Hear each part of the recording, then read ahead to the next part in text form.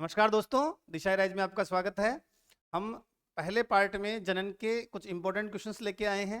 Second part के अंदर हम वो प्रश्न लेके आए हैं जो कभी ना कभी परीक्षाओं में पूछे गए थे। अलग अलग परीक्षाओं में ये प्रश्न पूछे गए हैं, तो आपको इनका अभ्यास करना है। आपको ये टॉपिक पूरे इन प्रश्नों से कवर हो जाएगा। आगे देखते हैं अपन आज कौन से प्रश्न लिए हमने। तो ये जो पहला आज का प्रश्न है, जो 69 क्वेश्चन है, वो है अंडाशय से संबंधित, मादा जनन तंत्र से संबंधित, अंडाशय से संबंधित सत्य कथन है। जब भी मैं बात करता हूं आपको ये कहता हूं कि प्रश्न को जरूर पढ़ें। कई बार प्रश्न में सत्य पूछा जाता है और कई बार असत्य पूछा जाता है, तो हम पहले ही ऑप्शन पे टिक लगा के आगे बढ़ जाते हैं। तो ह्यूमन में जो फीमेल रिप्रोडक्टिव सिस्टम है, उसका सबसे इंपॉर्टेंट पार्ट होता है ये ओवरी। ओवरी या अंडाशय जिसे हम कहते हैं, का ये एक डायग्राम हमें देख पा रहे हैं। इस ओवरी के अंदर अगर हम बात करें, इसकी लंबाई 4, चौड़ाई 2.5 और मोटाई 1.5 सेंटीमीटर। हम अगर सरलता से और याद करें, क्योंकि लगभग में है 4, 2, 1 याद कर सकते हैं अपने याद करने के लिए, तो इसकी लंबाई, चौड़ाई और मोटाई से संबंधित है। इसके अगर हम ऑप्शन पे जाएं तो प्रत्येक अंडाशय लगभग 4 सेंटीमीटर लंबा, ओके, 2.5 सेंटीमीटर चौड़ा, ओके, और 1.5 सेंटीमीटर मोटा होता है। बिल्कुल ये बात ठीक है, अपन ने अभी अनुपात भी पढ़ा है। तो यहाँ जो ये जो बाहरी आवरण है, ये जो बाहरी झिल्ली है, ये जो लेवल है, ये कहलाता है पेरिटोनियम। ये इससे उदर गुहा से सटा हुआ होता है। ये बात बिल्कुल ठीक है। तो यहाँ पर ये जो पहला कथन है ये सही है अपना।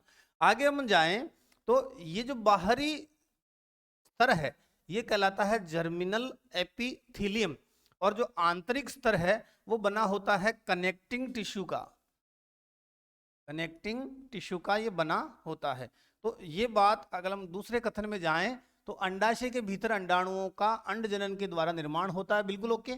शुक्राणुओं का शुक्र जनन द्वारा, अंडाणुओं का अंड जनन द्वारा। शुक्राणुओं का वृषण में निर्माण होता है, अंडाणुओं का ओवरी में निर्माण होता है। तो अंडाशय का जो बाह्य स्तर है वो एपिथेलियम का बना होता है। बिल्कुल ठीक बात, जिसे जनन एपिथेलियम कहते हैं। तो ये कथन भी बिल्कुल सही हो गया। तीसरा कथन, अंडाशय का आंतरिक भाग जो है वो तंतु संयोजी उत्तक का बना होता है, कनेक्टिंग टिश्यू का बना होता है। तो ये भी बात बिल्कुल ठीक हो गई, यानी तीनों कथन सही है। तो हमारा जो आंसर जाएगा वो जाएगा उपरोक्त सभी। दोस्तों, हम पहले भी प्रश्न ले चुके हैं। 2 महत्वपूर्ण बातें इसमें और बात अपन ऐड कर लेते हैं। एक है कार्पस ल्यूटियम। ये जो संरचना दिखाई दे रही है ये कहलाती है कार्पस ल्यूटियम। बहुत इंपॉर्टेंट प्रश्न है, इस टॉपिक का सबसे ज्यादा रिपीट प्रश्न है अंडाशय में से। कार्पस ल्यूटियम जो है वही एस्ट्रोजन और प्रोजेस्टेरोन हार्मोन जो है उनके स्रावण में मदद करता है। एस्ट्रोजन और प्रोजेस्टेरोन हार्मोन के स्रावण में मदद करता है कौन? Corpus luteum. दूसरी तरफ यहाँ एक डायग्राम हम देख पा रहे हैं, ये ग्राफियन पुट्टिका का है। ग्राफियन फॉलिकल या ग्राफियन पुट्टिका, ये दूसरा इंपॉर्टेंट प्रश्न है। ग्राफियन पुट्टिका जो है वो एलएच के निर्देशन में, ल्यूटिनाइजिंग हार्मोन के निर्देशन में अंडोत्सर्ग को, जो परिपक्व एग है उसके उत्सर्जन को प्रेरित करती है। तो ये दूसरा इंपॉर्टेंट प्रश्न है ऊपर वाले प्रश्नों के अलावा। ये 2 प्रश्न आपको बिल्कुल कंठस्थ रखने हैं, कई बार एग्जाम में पूछ लिया है। कार्पस ल्यूटियम का क्या कार्य है और ग्राफियन पुट्टिका का क्या कार्य है। अगला प्रश्न देखते हैं। हमने वही प्रश्न लिए हैं जो कभी ना कभी एग्जाम में पूछे हुए हैं या टच करे हैं। तो फेलोपियन ट्यूब से संबंधित असत्य है, फेलोपियन ट्यूब से संबंधित असत्य है, ये फीमेल रिप्रोडक्टिव सिस्टम है। इसमें हम देख पा रहे हैं कि यहाँ पर ये जो पोर्शन दिख रहा है जिसे मैं मार्क कर रहा हूँ, ये जो ट्यूब है ये कहलाती है फेलोपियन ट्यूब, जिसे हम अंडवाहिनी भी कहते हैं। अंडवाहिनी इसी को कहते हैं, गर्भनाल इसी को कहते हैं। पहले वीडियो में, पिछली वीडियो में हमने बात करी थी फेलोपियन ट्यूब। तो फेलोपियन ट्यूब की अगर हम बात करें तो ये ओवेरी से लगी होती है। फेलोपियन ट्यूब में इस तरह की संरचना है, ये आगे की ओर जाके गर्भाशय को जोड़ती है। तो ये फेलोपियन ट्यूब की स्ट्रक्चर है। कहां से? अंडाशय से गर्भाशय तक चलती है। वापस हम बात करें, ऑप्शन में क्या दिया है, इसकी संख्या 1 होती है। नंबर 1 एंड नंबर 2 एक नहीं है, इसकी संख्या है 1 जोड़ी हम कह सकते हैं, या हम कह सकते हैं 2। तो ये ठीक नहीं लग रहा, ये जो पोर्शन है यहां से यहां तक का ये ठीक नहीं है, 1 नहीं होती है। आगे देखते हैं, गर्भाशय के ऊपरी भाग के बगल में लगी रहती है, ये जो यूट्रस हिस्सा दिख रहा है अपने को, ये जो हिस्सा है ये यूट्रस का है, यूट्रस हिस्से के बगल में लगी है, ये ठीक है बात। आगे तो यहां तक इसका एक पोर्शन जो है वो सही है और एक पोर्शन गलत है, लेकिन ओवरऑल कथन क्या हो गया, ये हमारा गलत कथन हो गया। अगली बात करते हैं अपन। प्रत्येक फिलोपियन नलिका जो है 10 सेंटीमीटर लंबाई की होती है, बिल्कुल सही बात है। इस नलिका का एक सिरा गर्भाशय से संबंधित होता है, अपने बात की ये वाला हिस्सा गर्भाशय से संबंधित है, दूसरा सिरा अंडाशय की ओर, ये दूसरा सिरा ओवेरी की ओर, अपन ने यहाँ डायग्राम में देखा था। यहाँ अंगुलियों के समान झालर बनाता है, ये हमने अभी डायग्राम बनाया है इसे, ये अंगुलियों के समान जो झालर है ये कहलाती है फिम्ब्री। क्या कहलाती है भाई? फिम्ब्री। फिम्ब्री ही अंडाशय से एक को पकड़ती है, तो ये बात भी बिल्कुल ठीक है। एक सिरा गर्भाशय की ओर, एक सिरा अंडाशय की ओर, 10 सेंटीमीटर की नलिका है और इधर क्या बनाती है? फिम्ब्री बनाती है। अंडाणु जब अंडाशय से बाहर निकलता है तो वह फिम्ब्री द्वारा पकड़ लिया जाता है, बिल्कुल ठीक बात है। इसके बाद अंडाणु फेलोपियन नलिका की गुहा में चला जाता है, ये भी बिल्कुल ठीक बात है। तो यानी ये कथन पूरा का पूरा सही है। फेलोपियन नलिका में ही मानव में निषेचन होता है, यहाँ अंडाणु गर्भाशय में पहुंचता है, ये भी बिल्कुल ठीक बात हम पढ़ चुके हैं। मनुष्य में जो निषेचन है वो अंतः निषेचन होता है, मादा के शरीर में अंडवाहिनी में निषेचन होता है, तो ये बात भी ठीक है। तो यहाँ पर गलत क्या है? फिर यहाँ पर गलत है ए, इनकी संख्या क्या होती है? 1 होती है। ये देखो प्रश्न के ऑप्शन को अपन पार्ट में भी डिवाइड करना सीखे। इसका सेकंड पार्ट है गर्भाशय के ऊपरी बराबर में बगल में लगी रहती है, ठीक है, लेकिन फर्स्ट पोर्शन है ए का, वो गलत है। तो यहां पर इस तरह से अपने को प्रश्न को वापस देखना भी है। अगला, यदि नर जननांग शुक्र वाहिनियों को हटाकर उसके स्थान पर प्लास्टिक की नलिकाएं लगा दी जाए। यहां हम नर जनन तंत्र का अगर चित्र देखें तो ये जो हिस्सा दिखाई दे रहा है अपने को इस चित्र में, ये जो हिस्सा है यह है वृषण, यहाँ टेस्टिस लिखा हुआ है, ये है वृषण, टेस्टिस, इसी को टेस्टिस बोलते हैं। इस टेस्टिस के पास में ही सटा हुआ है एपिडिडाइमिस, जिसे हम अधिवृषण के नाम से जानते हैं, अधिवृषण के नाम से जानते हैं। वृषण में शुक्र जनन की क्रिया होती है, शुक्राणुओं का निर्माण होता है, और ये शुक्राणु जो है ये स्पर्म डक्ट जो मैं मार्क कर रहा हूं, जिसे हम वास डिफरेंस भी कहते हैं, ये वृषण through epididymis through sperm duct होते हुए सेमिनल वेसाइकल में ले जाई जाती है, शुक्राशय में पहुंचती है। ये एक प्रोसीजर है। स्पर्म बनेंगे कहाँ? वृषण में। आगे संरक्षित कहाँ रहेंगे? इकट्ठे कहाँ होंगे? एपिडिडाइमिस में। इसको ले जाएगी कौन? स्पर्म डक्ट ले जाएगी, ये जो अपने ब्लैक रंग से लाइन खींची है, और ले जाएगी कहाँ पे? सेमिनल वेसाइकल में या शुक्राशय में। और जब आवश्यकता होगी तो शुक्राशय से वो स्खलित कर दिए जाते हैं, इजेक्ट होते हैं बाहर की ओर। तो ये एक क्रम रहता है। तो यहाँ पर क्योंकि हमें फंक्शन याद करना है, कार्य क्या है, अगर कार्य हमें ध्यान में है तो उसको हटा देने पर, क्योंकि ये 3-4 सवाल अपन ने लिए इसे और बार बार आए भी हैं एग्जाम में, है ना, इस पार्ट को हटा दे तो क्या इफेक्ट पड़ेगा, तो उसका फंक्शन याद करें, पार्ट हटाने पे उस वही प्रभाव पड़ेगा जो उसका कार्य था, ठीक है। तो यदि नर जननांग की शुक्र वाहिनियों को हटाकर उसके स्थान पर प्लास्टिक की नली लगा दें तो शुक्राणुओं का क्या प्रभाव पड़ेगा? अब देखिए, ये जो शुक्र वाहिनियां हैं ये क्या काम कर रही है? ये शुक्राणु का मूवमेंट ला रही है थ्रू टेस्टिस, टेस्टिस से लेकर सेमिनल वेसाइकल तक। तो अगर ये हटा दे या इनकी जगह प्लास्टिक की नली लगा दें तो शुक्राणु जो है वो टेस्टिस से कहां नहीं पहुंचेंगे? शुक्राशय तक नहीं पहुंचेंगे।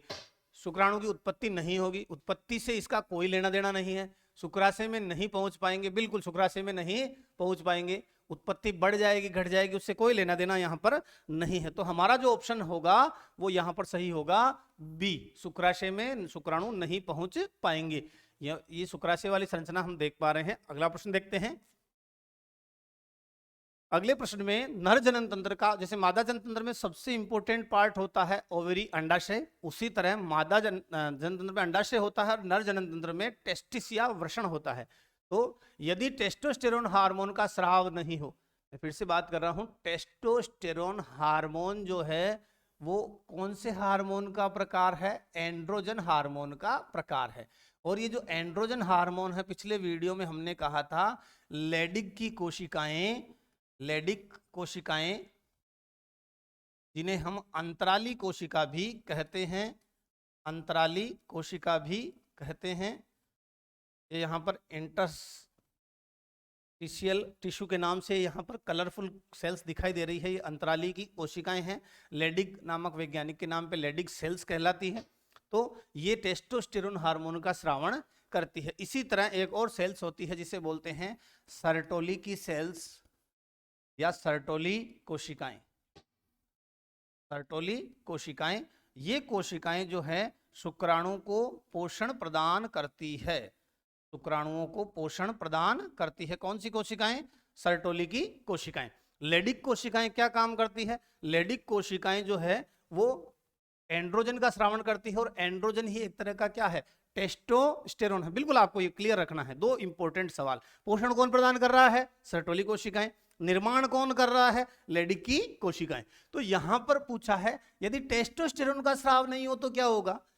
टेस्टोस्टेरोन नर के अंदर शुक्राणुओं के निर्माण से संबंधित है, तो अगर वो चीज हटा दी जाए तो शुक्राणु का निर्माण नहीं होगा। मैंने इन हाइपोथेटिकल प्रश्नों का एक ही बात आपको बताई है, आप उस ऑर्गन का ये 4-5 सवाल आ रहे हैं बराबर। प्लास्टिक की नलियां लगा रहे हैं, हटा रहे हैं, टेस्टोस्टेरोन को हटा रहे हैं, वृषण को हटा रहे हैं, तो आप इसको तैयार कीजिए। तो टेस्टोस्टेरोन का हार्मोन का स्रावण नहीं है तो शुक्राणु का उत्पादन नहीं होगा, गति से कोई प्रभाव नहीं है, और टेस्टोस्टेरोन का मादा में कोई रोल नहीं है। अगर मादा के अंदर टेस्टोस्टेरोन का लेवल है तो उसमें नर के लक्षण आ जाएंगे, तो आपको ये ध्यान में रखना है। तो यहां से कोई हमारा आंसर नहीं होना, तो यहां पर हमारा आंसर होगा ए, नर में शुक्राणुओं का जो उत्पादन है वो नहीं होगा। अगला प्रश्न देखते हैं दोस्तों, ये वापस है हाइपोथेटिकल प्रश्न है। अपने बात की एग्जाम में इसका मतलब हाइपोथेटिकल कुछ प्रश्न आते हैं इन रिप्रोडक्शन जो पोर्शन है इससे। यदि शुक्राणु की पूंछ निष्क्रिय हो जाए तो क्या होगा? अगर हम यहाँ बात करें, जैसे एक प्रश्न और लिया है अपने सा, सेम प्रश्न है थोड़ा सा। तो यहाँ ये जो हिस्सा है शुक्राणु का कहलाता है सिर या हेड, ये बीच का हिस्सा कहलाता है शुक्राणु की ग्रीवा या मध्य भाग, और ये जो हिस्सा है ये कहलाता शुक्राणु की पूंछ। इस तरह शुक्राणु के 3 पोर्शन बड़े हम बांट पा रहे हैं, सिर, ग्रीवा और पूंछ। तो ये जो सिर है, ग्रीवा है और पूंछ है, इसमें ये कह रहा है कि अगर टेल को निष्क्रिय कर दिया जाए, ये वाला पोर्शन, तो टेल जो है स्पर्म में, शुक्राणु में, वो उसकी गति के लिए उपयोगी है। तो शुक्राणु क्या नहीं कर सकेगा? वह गति नहीं कर सकेगा। तो यहां पर हमारा आंसर होगा सी। अगला प्रश्न देखते हैं, यदि अंडवाहिनियों को हटाकर उनके स्थान पर रबड़ की नलिकाएं लगा दी जाए, अभी अपन ने बात की कोई पोर्शन हटा रहे हैं तो उसका क्या इफेक्ट जा रहा है?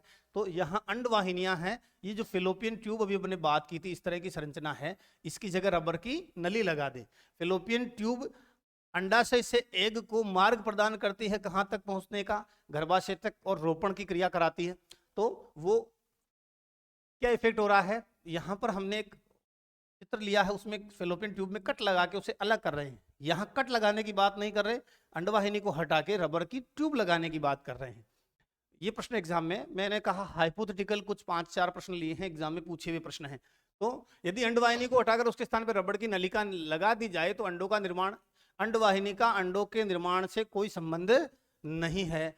आगे बढ़ने की गति तेज नहीं होगी क्योंकि हम उसके साथ छेड़छाड़ कर रहे हैं, रबड़ की नली लगा रहे हैं। आगे बढ़ने की गति पे भी कोई इफेक्ट नहीं है, गर्भाशय में वो नहीं पहुंच पाएंगे। तो यहां पर हमारा आंसर होगा, वो होगा डी। गर्भाशय में नहीं पहुंच पाएंगे, निषेचन नहीं हो पाएगा और रोपण की क्रिया नहीं होगी। वृषण से संबंधित सत्य कथन है, अब की बार वापस क्या पूछा है? सत्य पूछा है। शुक्रजनन नलिका को वृषण की संरचनात्मक क्रियात्मक इकाई कहते हैं। दोस्तों, जैसे किडनी, वृक्क की संरचनात्मक क्रियात्मक इकाई नेफ्रॉन होती है, शरीर की संरचनात्मक क्रियात्मक इकाई कोशिका होती है, उसी तरह टेस्टिस की संरचनात्मक और क्रियात्मक इकाई होती है शुक्रजनन नलिका, जिसे हम सेमिनिफेरस ट्यूब कहते हैं। ये जो नलिकाएं दिख रही है आपको इस तरह पर्पल कलर में, ये शुक्रजनन नलिकाएं हैं। इनके बीच में रंगीन भाग जो दिखाई दे रहा है, ये लेडिग की कोशिकाएं हैं। तो ये शुक्रजनन नलिकाएं जो है ये संरचनात्मक और क्रियात्मक इकाई होती है। शुक्रजनन कोशिका, ये शुक्रजनन नलिका। तो यहां पर हम बात करें, ये संरचनात्मक और क्रियात्मक इकाई कहलाती है, बिल्कुल ठीक कहलाती है। अगला, शुक्राणुओं को संरक्षण और पोषण सर्टोली कोशिका, पिछले डायग्राम में हम देख चुके हैं कि सर्टोली सेल पोषण प्रदान करती है, बिल्कुल ठीक बात है। सर्टोली कोशिका जो है एंटी मुलेरियन हार्मोन का स्रावण करती है, जिससे मादा जनन वाहिनी का विकास नहीं हो पाता, बिल्कुल ठीक बात है। सर्टोली कोशिका जो एंटी मुलेरियन हार्मोन है उससे मादा के जो लक्षण है वो प्रकट होने से रोकता है, तो ये भी ठीक बात है। तो यहाँ पर सारे ऑप्शन यहाँ पर सही है, तो हमारा आंसर जो होगा वो होगा उपरोक्त सभी। अगला प्रश्न देखते हैं, मादा जनतंत्र से संबंधित सत्य कथन है, कुछ डायग्राम है देखने हैं। मादा के बाह्य जनन अंगों में क्लाइटोरिस, है ना, क्लेटोरिस भी बोलते हैं, क्लाइटोरिस भी कहते हैं, क्लाइटोरिस, ये जो ऊपरी भाग है यहाँ पर ये जो हिस्सा है ये क्या कहलाता है, ये क्लाइटोरिस कहलाता है, ये क्लाइटोरिस कहलाता है, आप स्पष्ट देख पाएंगे। यहाँ पर एक पोर्शन क्लाइटोरिस हो गया, दूसरा लेबिया मेजोरा, यहाँ पर एक बड़ी जो झिल्ली है ये क्या कहलाती है, लेबिया, लेबिया मेजोरा, मेजोरा से मतलब है मेजर यानी बड़ी वाली झिल्ली। अगली लेबिया माइनोरा, माइनोरा मतलब माइनर, छोटी वाली झिल्ली, अंदर की ओर झिल्ली छोटी होती है, लेबिया माइनोरा।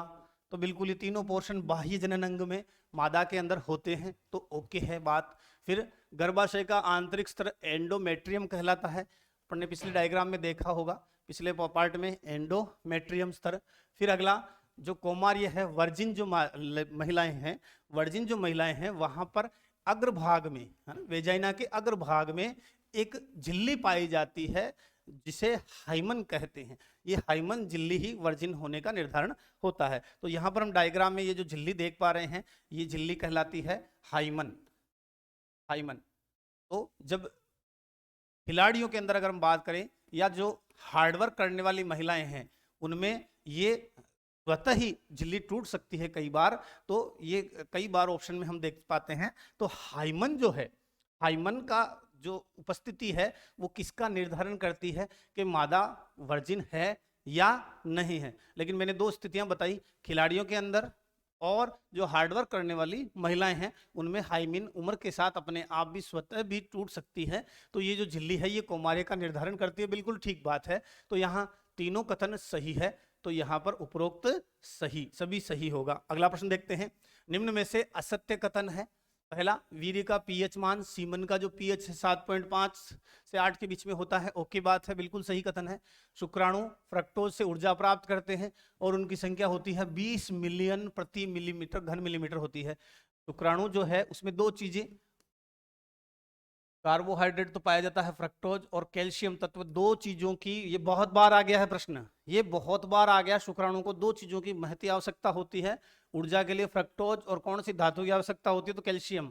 तो ये ध्यान रखना, संख्या 20 मिलियन प्रति घन मिलीमीटर होती है। अगर इससे संख्या कम है तो वह कहलाता है ओलिगोस्पर्मिया। 20 मिलियन प्रति घन मिलीमीटर से संख्या कम है तो ओलिगोस्पर्मिया, और अगर अनुपस्थिति है तो वह कहलाता है एजोस्पर्मिया। तो ये बात बिल्कुल ठीक है, दो ध्यान रखना, दो नाम, ओलिगोस्पर्मिया और एजोस्पर्मिया। ओलिगोस्पर्मिया क्या है, शुक्राणु की सीमन में वीर्य में कमी हो जाना, ओलिगोस्पर्मिया है। और शुक्राणु का एब्सेंट ही होना, पाए ही नहीं जाते, तो वह कहलाता है एजोस्पर्मिया। प्रोस्टेट ग्रंथि गंधयुक्त पदार्थ का स्राव करती है जिससे मैथुन इच्छा जागृत होती है, नहीं, ये काम का ऊपर ग्रंथि का है।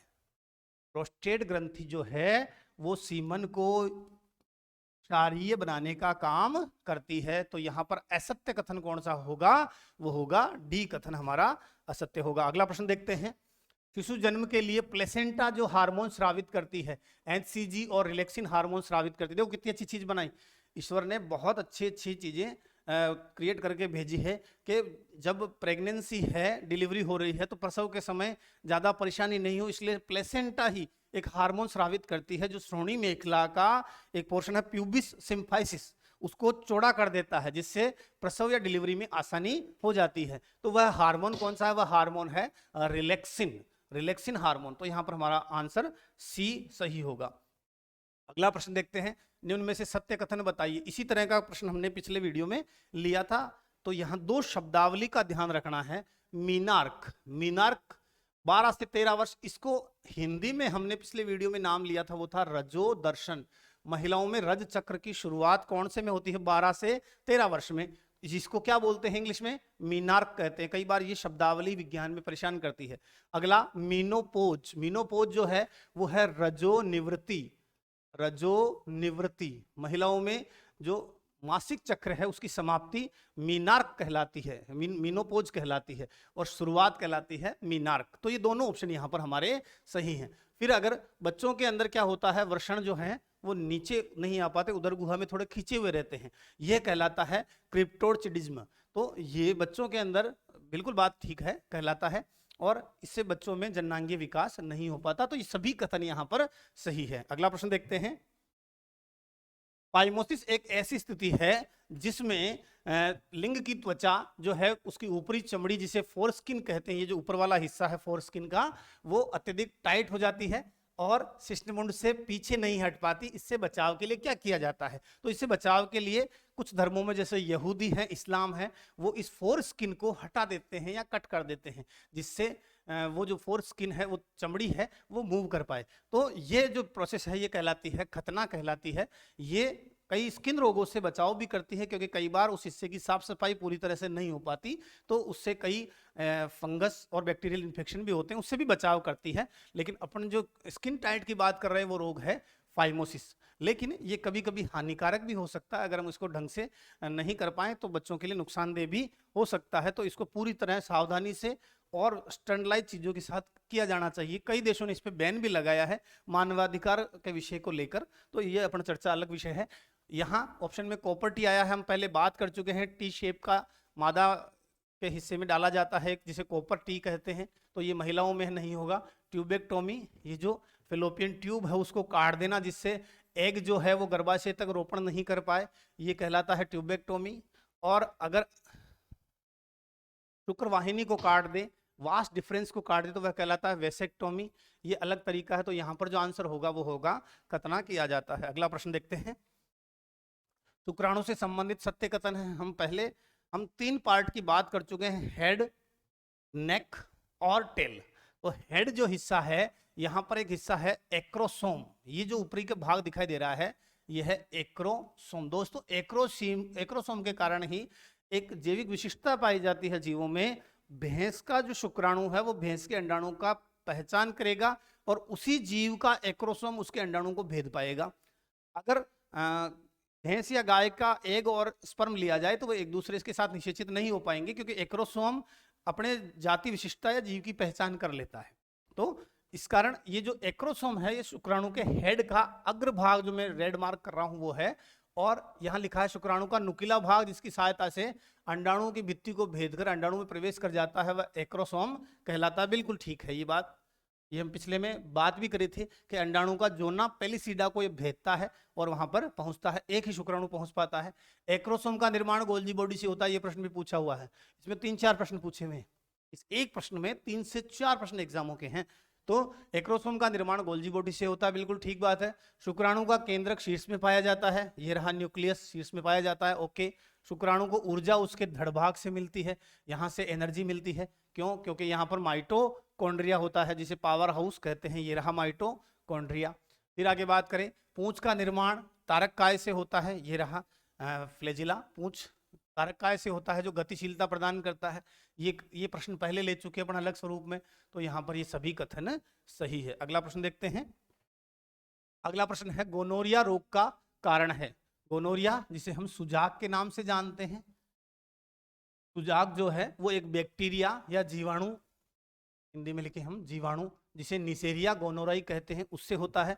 और इसमें मादा के अंदर स्राव शुरू हो जाता है, मादा के अंदर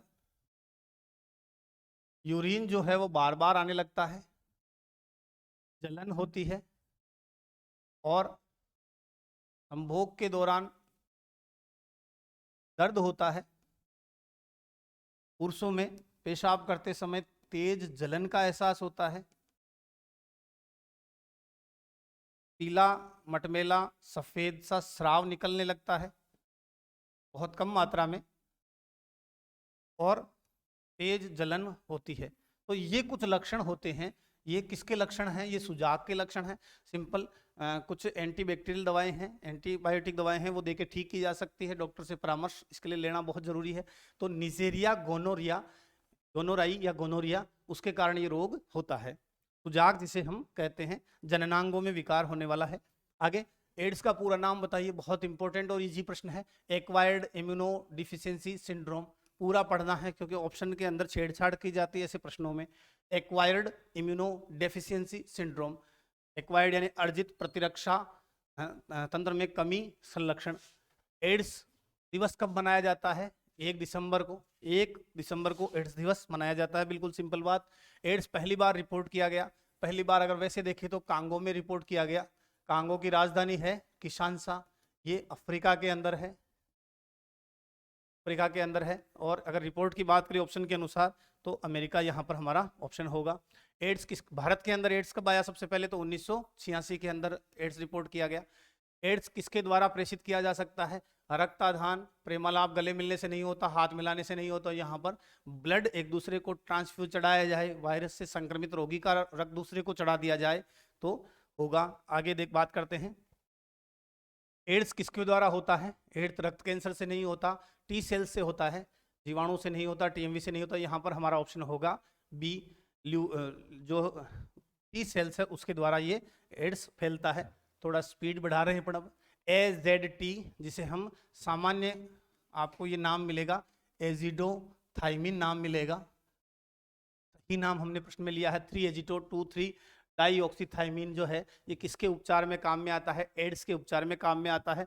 HIV के लक्षणों को कुछ समय तक रोक सकता है, उपचार नहीं कर सकता, पूरा ठीक नहीं कर सकता, लेकिन ये दवा HIV के रोगियों को दी जाती है। HIV वायरस में एक प्रोटीन कोट होता है और एक आनुवांशिक सामग्री होती है। ये जो बाहर अपने को झिल्ली, दोहरी झिल्ली दिख रही है, ये बाहर दोहरी झिल्ली है, ये किसकी होती है? लिपिड की होती है। अंदर की जो झिल्ली है दोहरी, वो होती है प्रोटीन की। और ये जो अपन देख पा रहे हैं इस तरह के, ये किसके होते हैं? ये ग्लाइको प्रोटीन के बने होते हैं, तो लिपोप्रोटीन की हो गई। और अंदर एकल संरचना या एकल तंतु हम देख पा रहे हैं। ये एकल तंतु क्या होते हैं? ये एकल फंसे RNA होते हैं। बीच में यहाँ डॉटेड रंगीन भाग देख पा रहे हैं, जिसे हम कहते हैं रिवर्स ट्रांसक्रिप्टेज, जो RNA को किस में बदलता है? जो RNA को DNA में बदलता है। ये सारे इंपॉर्टेंट प्रश्न हैं। बाहरी आवरण किसका है? लिपिड का। आंतरिक आवरण किसका है? प्रोटीन का। ये जो फंसे शंकुनुमा आकृति दिखाई दे रही है, ये क्या है? ग्लाइको प्रोटीन है। ये जो अंदर RNA दिखाई दे रहे हैं, ये एकल फंसे हुए RNA, सिंगल स्ट्रैंड RNA। अंदर जो डॉट रंगीन भाग दिखाई दे रहा है वो कहलाता है रिवर्स ट्रांसक्रिप्टेज, जो RNA को DNA में बदलता है। यहाँ पर 1, 2, 3, 4, 5 और कुल 6 प्रश्न हैं एग्जाम के। आपको बिल्कुल 6 प्रश्न याद रख लेने हैं डायग्राम के साथ। अगला प्रश्न देखते हैं, किसे प्रतिरक्षा विकार कहा जाता है? प्रतिरक्षा विकार है SCID और एड्स तो है, इसमें ऑप्शन में नहीं है, इसको हटा देते हैं। यहाँ पर SCID और एड्स, SCID SC से होगा severe combined immuno deficiency. Severe, S से सीवियर खतरनाक, कंबाइंड संयुक्त, इम्यूनो प्रतिरक्षा संबंधित, डेफिशिएंसी यानी कमी, SCID का पूरा नाम, और एड्स का एक्वायर्ड इम्यूनो डिफिशियंसी सिंड्रोम। अगला प्रश्न बात करते हैं, एड्स के निदान के लिए पुष्टिकारक परीक्षण है, एलिसा परीक्षण किया जाता है। एंजाइम लिंक्ड इम्यूनो एसे, अपन पूरा नाम आगे प्रश्न में लेंगे इसका, क्योंकि इसका पूरा नाम भी एग्जाम में पूछा जा चुका है। अगला प्रश्न देखते हैं, सामान्य व्यक्तियों पर एड्स का परीक्षण किसके द्वारा किया जाता है? तो एंटीबॉडी की पहचान के द्वारा, प्रतिरक्षा में जो कमी आती है उसके द्वारा इसका परीक्षण किया जाता है। अगला प्रश्न, एड्स क्या है? एड्स स्थानिक नहीं है, ये छिटपुट भी नहीं है, सभी भी नहीं है, तो महामारी के रूप में हम एड्स को देख सकते हैं ऑप्शन के अनुसार। तो HIV वायरस किस विषाणु परिवार से संबंधित है? आपने जब ये प्रश्न पढ़ा है या कई बार एग्जाम में इसको कहा गया है रेट्रोवायरस, और रेट्रो यहाँ ऑप्शन में अपने को दिखाई नहीं दे रहा, तो हम कंफ्यूज होंगे, क्योंकि प्रश्न जो है उसका स्वरूप चेंज कर दिया जाता है, तरीका। तो रेट्रोवायरस किसका सदस्य मान सकते हैं हम। लेंट वायरस का ही एक प्रकार है, रेट्रो यानी जो रूप बदल सकता है, बहरूपिया वायरस कहते हैं एड्स के HIV वायरस को। तो यहाँ आंसर होगा लेंट वायरस। अगला प्रश्न देखते हैं। एड्स के लिए टीके का विकास कठिन है क्योंकि ENV जीन, ये जो इसका जो जीन है वो तेजी से बदलाव करता है, इसलिए कोई दवाई इस पर प्रभावी नहीं होती। जब तक हम दवाई खोजते हैं ये अपना रूप बदल लेता है। अभी अपन ने बात की रेट्रो वायरस के रूप में, तो यहाँ पर ये तीव्र गति से क्या करता है, उत्परिवर्तन करता है। अगला प्रश्न देखते हैं। एड्स के प्रेरक एजेंट की सबसे पहले 1984 में पहचान की गई थी। 1984 में इसको नाम दिया गया था HIV-1। HIV-1, तो यहाँ पर हमारा ऑप्शन है वो A सही होगा। थोड़े इन प्रश्नों को जल्दी पढ़ ले रहे हैं ताकि ज़्यादा समय नहीं हो। वायरस जो एक्वायर्ड इम्यूनो डेफिशिएंसी सिंड्रोम का कारण बनता है वो परजीवित होता है, तो जो सहायक T सेल कोशिकाएं हैं उसमें ये वायरस परजीवित होता है। अगला प्रश्न, सिफिलिस एक रोग है जो लैंगिक संचरित होता है, किसके कारण होता है? सिफिलिस होता है ट्रिपोनिमा पैलेडियम के कारण। इससे पहले गोनोरिया पढ़ चुके हैं जिसे सुजाक कहते हैं। सिफिलिस को हम कहते हैं उपदंश। क्या कहते हैं? उपदंश। इसके कारण ये जो रोग है ये किससे होता है? ये बैक्टीरिया से होने वाला, जीवाणु से होने वाला रोग है। जीवाणु का नाम है ट्रिपोनिमा पैलेडम। इसके कारण जो सामान्यतः पुरुषों में जननांगों पे क्या हो जाते हैं? छाले हो जाते हैं। मादा से पुरुषों में, क्योंकि इन रोगों को हमने नाम दिया STD रोग। STD रोग जिसमें से क्लेमाइडिया रोग प्रमुख है। क्लेमाइडिया के अलावा सिफिलिस रोग प्रमुख है और गोनोरिया रोग प्रमुख है। ये कुछ STD रोग है। अपन एड्स को भी इसमें ले सकते हैं जो सेक्सुअली ट्रांसमिटेड हो सकते हैं, मादा से नर में, नर से मादा में। तो यहाँ पर जननांगों में क्या हो जाते हैं? छाले हो जाते हैं, जिनमें खुजली या ईचिंग होती है। कई बार ये छाले जो है घाव का रूप भी ले लेते हैं। एक छोटी सी औषधि पेनिसिलिन के से इसका उपचार हो सकता है। एंटीबायोटिक दी जाती है इसमें, सामान्यतः एंटीबायोटिक से इसका इलाज हो जाता है। तो इसमें जो आंसर होगा वो होगा ट्रिपोनिमा पैलेडम। अगला प्रश्न और आज का सेकंड लास्ट प्रश्न है। गोनोरिया एक यौन संचरित रोग है, STD। इसे हमने कहा लैंगिक संचारित रोग या सेक्सुअली ट्रांसमिटेड डिजीज। तो यहाँ पर गोनोरिया किससे होता है? निजेरिया गोनोरिया से होता है। ये प्रश्न रिपीट हो चुका है। अगला प्रश्न देखते हैं। एलिसा टेस्ट का पूरा नाम बताइए। एलिसा हमने बात करी एंजाइम लिंक्ड इम्यूनोएसे। तो यहाँ पर एंजाइम लिंक्ड इम्यूनोएसे यही ऑप्शन में सही हो रहा है। यहाँ एक्वायर्ड आ गया है, यहाँ सॉल्यूशन दे दिया इसलिए नहीं है, तो ये ए ऑप्शन हमारा यहाँ पर सही है। दोस्तों ये सारे प्रश्न हैं, लगभग सभी प्रश्न परीक्षाओं में आए हुए हैं। आपको आए हुए प्रश्न जरूर देखने हैं। विज्ञान की एक विशेषता है, जनरल साइंस के अंदर प्रश्न जो है वो घूम फिर के रिपीट होते हैं। तो आप उन प्रश्नों को, रिपीट प्रश्नों को जरूर देखें, बहुत हेल्प मिलेगी। और लगभग पूरा टॉपिक जो है रिप्रोडक्शन का लैंगिक रोगों सहित हमने इन 100 सवालों में कवर किया है। तो आपको ज़्यादा स्टडी और करने की जरूरत नहीं है। इन प्रश्नों का बारीकी से जरूर अध्ययन करिए और जुड़े रहिए। अगला टॉपिक जल्दी हम लेके आएंगे। बहुत बहुत धन्यवाद।